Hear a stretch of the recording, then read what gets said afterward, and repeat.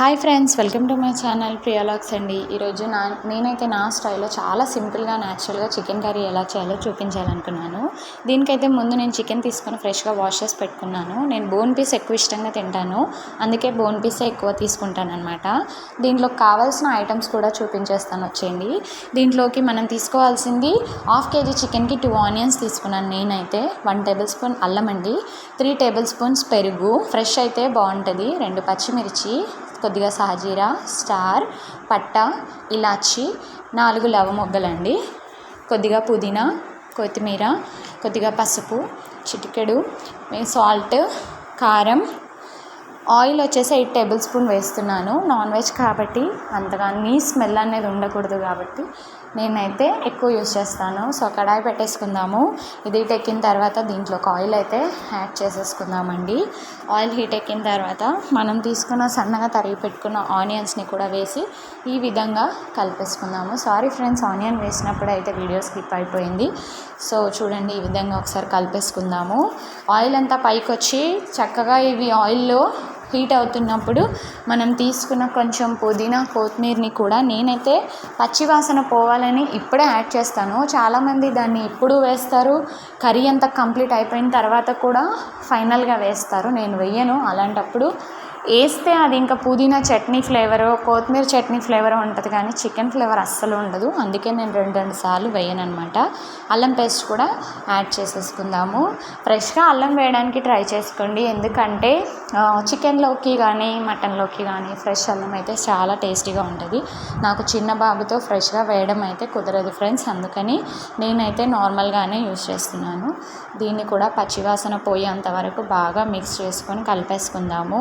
నేనైతే తెలంగాణ, మా వారు ఆంధ్ర అని చెప్పాను కదా, చాలా స్పైసీ లవర్ నేను, అందుకే కారం ఎక్కువ తింటానన్నమాట. సో మా వారైతే పాపం నా కోసం ఎంత కర్రీ కారంగా ఉన్నా లెమన్, పెరుగు ఇలాంటివి అడ్జస్ట్ చేసుకొని తినేస్తారు, కానీ నన్ను ఎప్పుడు కూడా వేలెత్తి చూపించారనమాట ఎందుకు ఇలా చేసావని అయితే. సో నేనైతే ఆ విషయంలో చాలా హ్యాపీ. అప్పుడు నచ్చింది కూడా అబ్జెక్షన్ చెప్పాడు కాబట్టి నేనైతే హ్యాపీగా కుమ్మేస్తాను చికెన్ కర్రీ ఉన్నప్పుడు. ఇప్పుడైతే చికెన్ కూడా దీంట్లోకి యాడ్ చేసేసుకుందామండి. యాడ్ చేసేసుకొని దీన్ని కూడా బాగా మిక్స్ చేసేసుకుందాము. ఈ విధంగా అన్నీ కలిసేలాగా ఆయిల్లో ముక్కను చాలా బాగా ఉడికించుకుంటే టేస్ట్ అనేది బాగుంటుంది అనమాట. పైన ఉడకడం వలన అది నీస్ అనేది ఎక్కువ స్మెల్ వచ్చేస్తూ ఉంటుంది. సో ఆయిల్లోనే మంచిగా మగ్గించేసుకుందాం మూత పెట్టేసి. ఒక 5-10 మినిట్స్ వాటర్ రిలీజ్ అయిపోతుంది చూడండి. ఈ విధంగా వాటర్ అంతా రిలీజ్ అయిపోయేలాగా కలిపేసుకోవాలి. నేను మీడియం పీసెసే తీసుకుంటాను ఎప్పుడు చికెన్ తీసుకున్నా, మరీ పెద్దగా తీసుకోను, మరీ చిన్నగా తీసుకోను. చిన్నగా తీసుకున్నా కూడా బాగానే ఉంటుంది, ఉడకడానికి తినేటప్పుడు కూడా బాగుంటుంది అనమాట. చూడండి, నేనైతే చాలా ఇష్టంగా తినేది నాన్ వెజ్లో చికెన్ మాత్రమే. తర్వాత ఆప్షన్ అంటూ ఏదైనా తీసుకుంటానంటే ఫిష్ అండి, ఫిష్ ఫ్రై, ఫిష్ కర్రీ.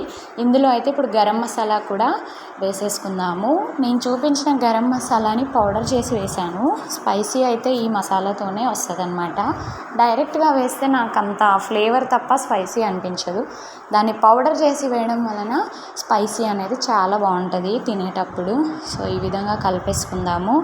బాగా హీట్ ఎక్కువ అయిపోయింది, అందుకని వీడియో క్లారిటీ లేదు, మొత్తం పొగలు కక్కుంటుంది అనమాట చికెన్, అందుకని వీడియో అలా మబ్బు అయిపోయింది. సో ఇప్పుడైతే దీన్ని ఒక్కసారి ఇలా కలిపేసుకొని స్మూత్గా మనం చిలికేసి పెట్టుకున్న 3 టేబుల్ స్పూన్ పెరుగును కూడా యాడ్ చేసేసుకుందాము.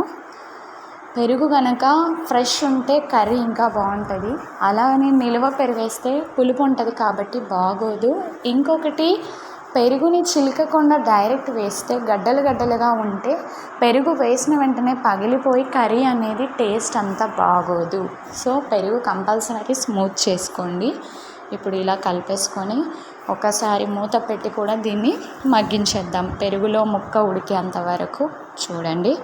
ఈ విధంగా ఉడికిపోయింది మంచిగా. మనం వాటర్ వేయకపోయినా, టమాటా వేయకపోయినా, ఇవన్నీ ఏం వెయ్యను నేను అసలు యాక్చువల్గా. పెరుగుతోనే గ్రేవీని చేసుకుంటాను అనమాట.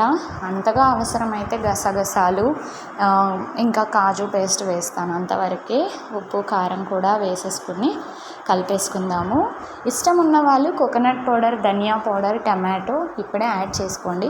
నేను ఆ 3 ఎప్పుడూ వేయలేదు చికెన్లో, వెయ్యను కూడా.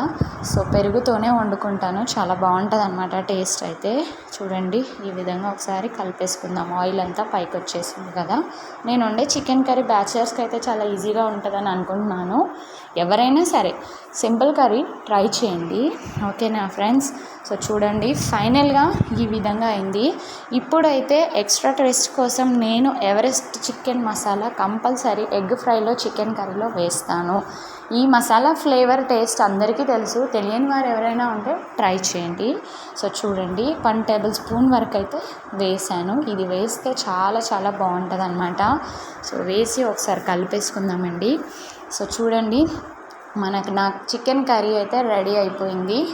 ఈ విధంగా కొత్తిమీర, పుదీనా ఇలాంటివి నేనేం యూస్ చేయట్లేదు ఇక్కడ. మీకు నచ్చితే మీరు వేసుకోండి. మూత పెట్టి ఒక 2 మినిట్స్ అయితే మగ్గించేద్దాం, ఆయిల్ సపరేట్ అయిపోయింది కదా.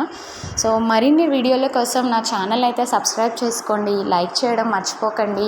కుకింగ్ వీడియోస్, మా బాబు వీడియోస్ ఇంకా చూడాలి అనుకున్న వాళ్ళు నా ఛానల్ని లైక్ చేసి, షేర్ చేసి, సబ్స్క్రైబ్ చేయండి. మీ సపోర్ట్ నాకు ఎంతో అవసరం. So thanks for watching. దీన్ని అయితే ఇప్పుడు మనం సర్వ్ చేసేసుకుందాం, వచ్చేయండి. చూడండి, వేడి వేడి chicken curry, spicy natural chicken curry అయితే రెడీ అయిపోయింది. బాయ్.